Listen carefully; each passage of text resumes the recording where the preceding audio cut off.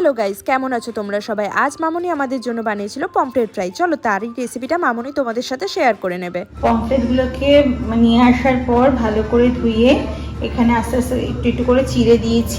এখানে লঙ্কার গুঁড়ো, হলুদ গুঁড়ো, নুন আর লেবু দিয়ে ভালো করে ম্যারিনেট করে এটা আমি 2 ঘন্টার জন্য রেখে দিয়েছিলাম।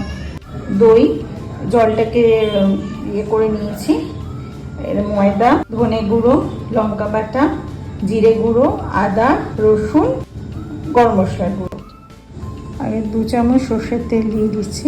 আস্তে আস্তে করে সব উপকরণগুলো মিক্স করব।